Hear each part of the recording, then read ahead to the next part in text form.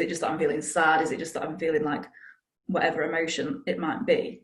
And to deal with that in terms of like bottling things up. So when it comes to like relationships, one of the key things that can destroy a relationship is contempt, and that tends to arise like when we have bottled things up for a long time. So it's like over time it becomes a problem. So to avoid that, is best to always try and have the conversations where possible, even if you have to go, look, now's not the time, but can we come back to this? Or this has become a bit of a later. Yeah, kind of like shelve it. And then again, like when you've had that perspective, you might think, actually, now I can talk about it in a more appropriate way. And yeah, really clarify like what the actual issue is so that you can get the resolution that you want. Yeah, because it's funny, isn't it? Because at the moment, like every day is so different emotionally, like, and it can be something or nothing. You can wake up and feel like, okay, it's a great day, it's positive, like I'm going to get all my things done, I'm going to journal, I'm going to meditate, I'm going to exercise, I feel great. And then I'll have other mornings where all I want to do is just pull the duvet over my head and pretend that the day's not happening. And it really is, I don't know whether it's time of the month or all sorts of things going on. It's a crazy old time, isn't it? Yeah, like Claire said as well, like we're humans and we're not going to get it right every single time, and it's a process. And so when it comes to like as well a certain issue that's come up, if we leave it too long, it's sometimes awkward to go back to that. Like if you've moved past it and you're now in a good place, it's almost sometimes like, oh, I've missed my opportunity because I don't want to unsettle like the nice mood that we've got by dredging something up. So that's why, where possible, if you can deal with it, like even if not right there and then, within like 24 hours or something like that, so it's just not getting like blindsided like 3 months down the line, like, oh, when you did that. But yeah, in terms of self-care, that's really important right now. Self-soothing, taking that time out if you can, and just checking in with your own emotional state. Another key issue that came up was around intimacy, and people really struggling with making time for intimacy as a couple when you're in a full house and can't send kids to grandparents or a babysitter for the night. You can't go out and enjoy a nice romantic meal, or you've got all the kids in the house, and like one of them just said, I can't have sex when I've got 2 teenagers in the room next to me and they stay up all night on like phones and iPads and things. And so quite a few people ask questions around how can you in this situation make time for intimacy as a couple so that isn't neglected, and you wake up in 4 months down the line and you realise that it's starting to dwindle out of your relationship. Yeah, that's a great question. Same as well if there's little kids around as well, because it's like sometimes I know women find if they've had their physical touch, do you know what I mean, like all day someone's touching you and then the kids go to bed and you just want to relax, and it's like, oh, and now the partner wants some physical touch and attention.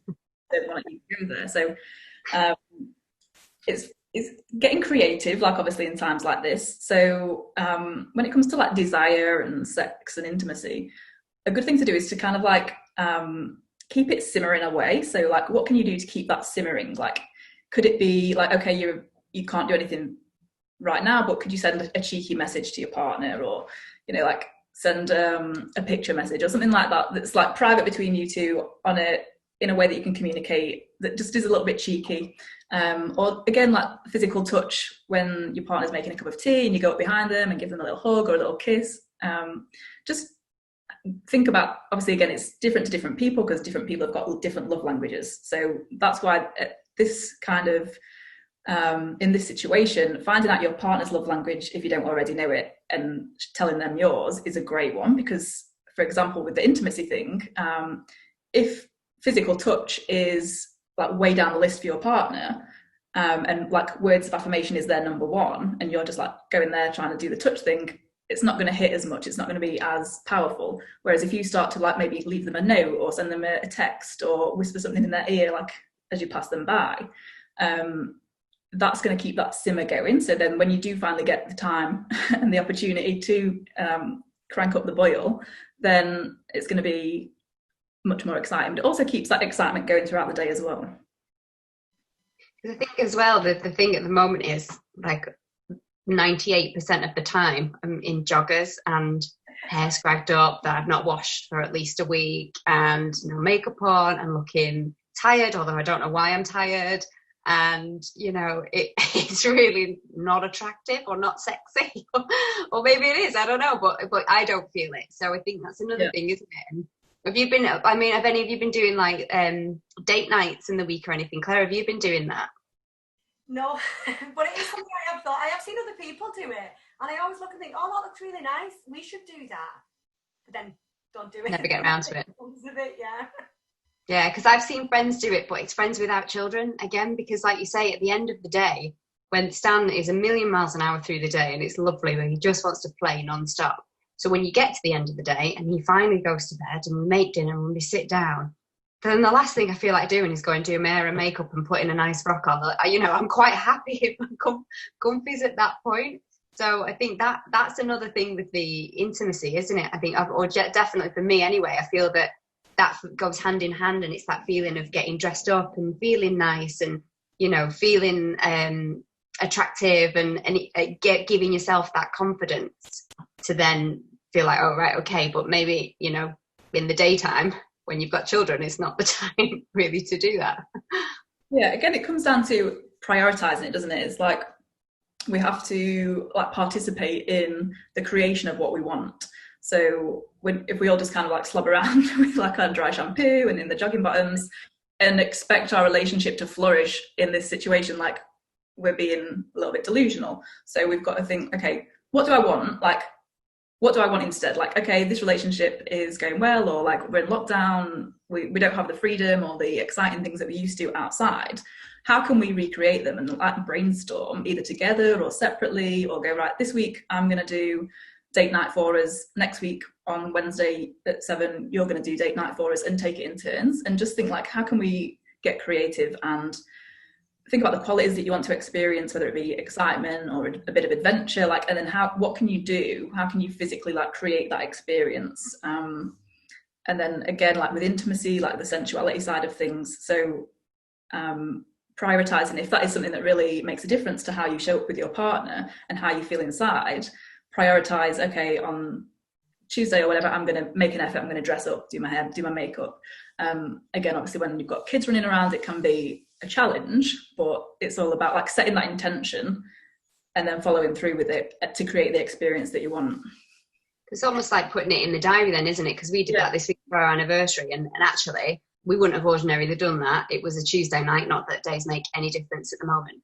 But we did, we both made an effort, got dressed up, made dinner, had a bottle of wine, and it was lovely. And it showed that it could be done, and Stan had gone to bed, and it was all fine. So I think, like you say, a good idea is to maybe put a day and a time in the diary so that you both know that that's happening and you prioritise that.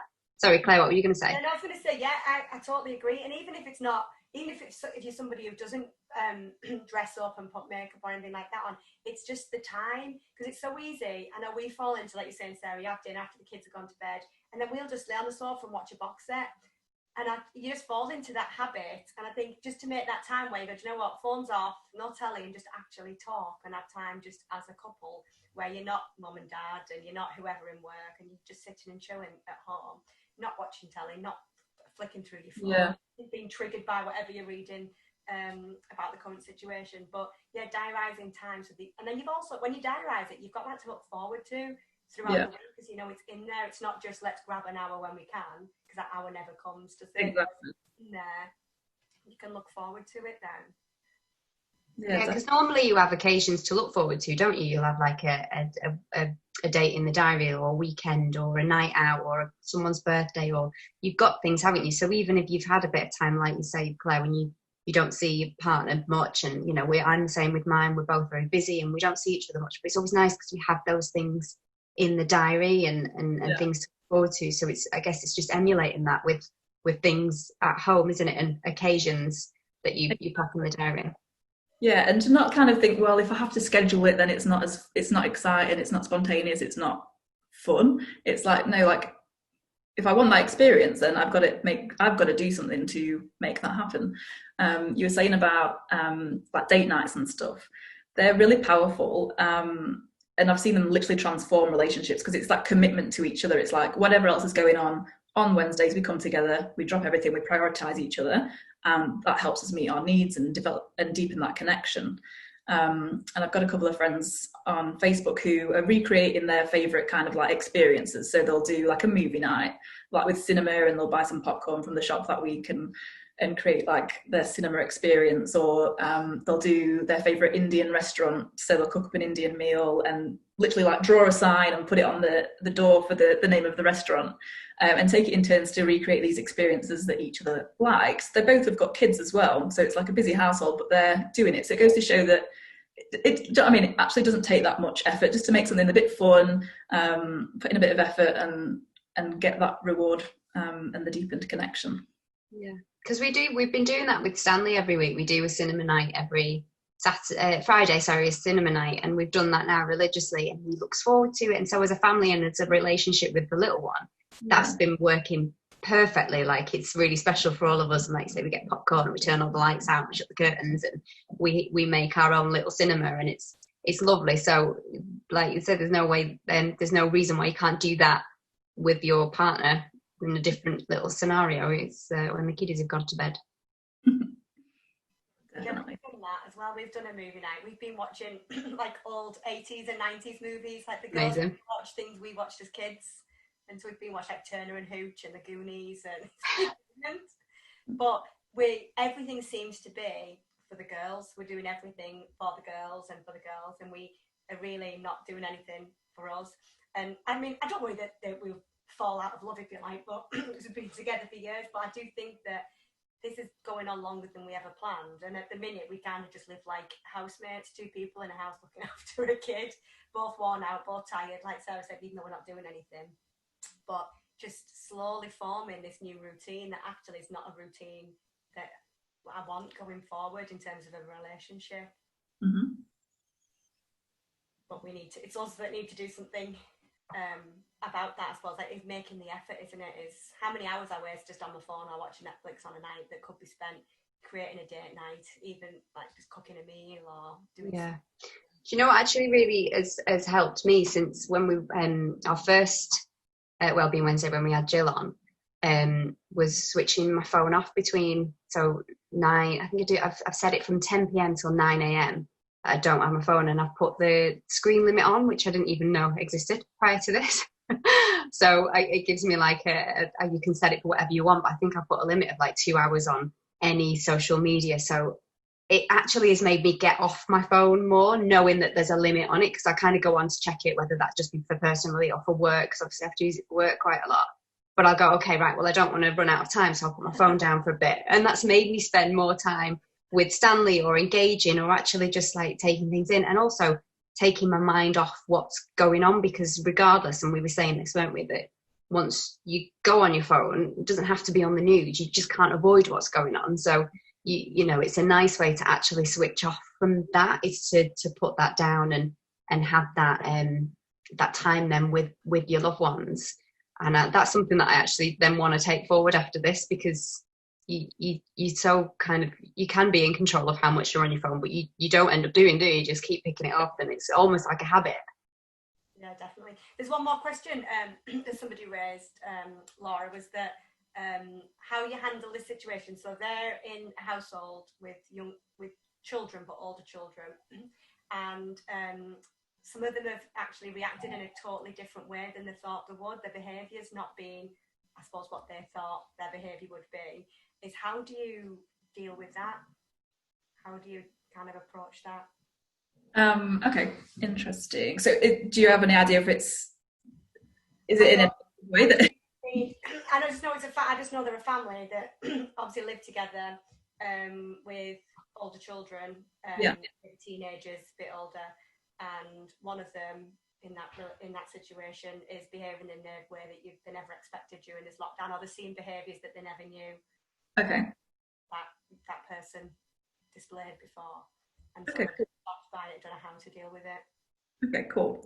So communication is obviously the way forward, to check in and see what's going on. So it depends on the particular relationship. If they have that relationship where that's a comfortable thing to do, just check in and say, I'm noticing you're doing this, like, what's going on for you? Like, tell me, talk to me. Don't go in with like what I would say to anything that when it comes to a behavior that's unusual or that's triggering is to get curious about it. So it's like,